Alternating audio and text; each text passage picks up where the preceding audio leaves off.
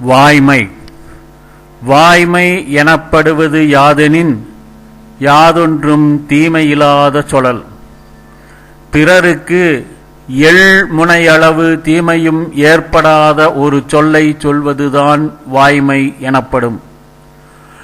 பொய்மையும் வாய்மையிடத்த புரை தீர்த்த நன்மை பயக்குமெனின், குற்றமற்ற நன்மையை விளைவிக்க கூடுமானால் பொய்யான சொல்லும் கூட வாய்மை என்று கூறத்தக்க இடத்தை பெற்றுவிடும். தன்னெஞ்சறிவது பொய்யேற்க பொய்த்தபின் தன்னெஞ்சே தன்னை சுடும். மனச்சாட்சிக்கு எதிராக பொய் சொல்லக்கூடாது. அப்படி சொன்னால் சொன்னவரின் மனமே அவரை தண்டிக்கும். உள்ளத்தார் பொய்யாதொழுகின் உலகத்தார் உள்ளத்துள் எல்லாம் உளன்.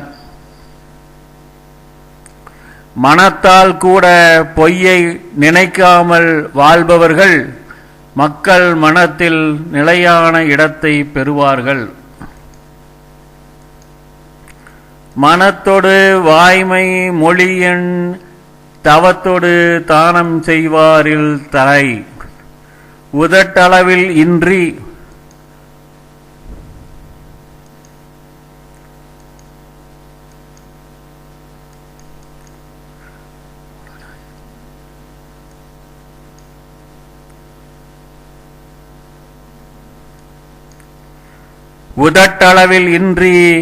உளமாற வாய்மை பேசுகிறவர்கள் தவமும் தானமும் செய்கின்றவர்களை விட உயர்ந்தவர்கள் ஆவார்கள்.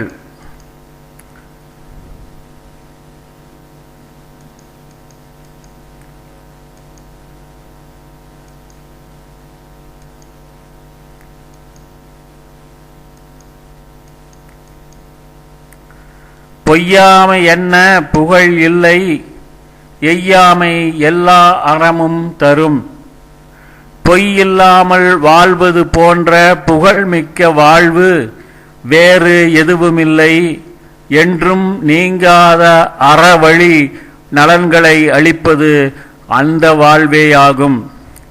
பொய்யாமை ஆற்றின் அறம்பிற செய்யாமை நன்று.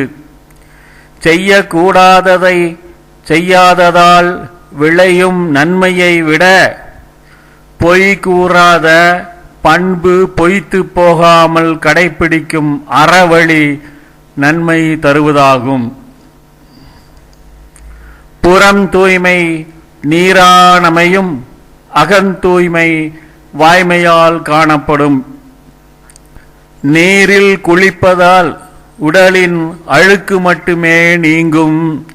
மனம் அழுக்குப்படாமல் தூய்மையுடன் விளங்கிட சொல்லிலும் செயலிலும் வாய்மை வேண்டும்.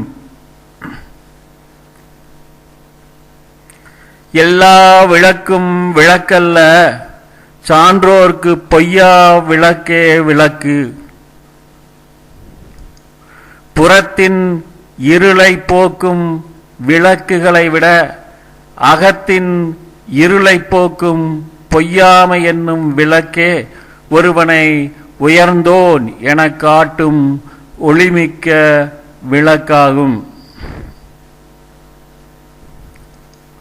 யாம் மெய்யா கண்டவற்றுள் இல்லை எனத் தோன்றும் வாய்மையின் நல்ல பிற. வாய்மையைப் போல் சிறந்த பண்பு வேறொன்றுமே இல்லை என்பதுதான் ஆராய்ந்து உணரப்பட்ட உண்மையாகும்.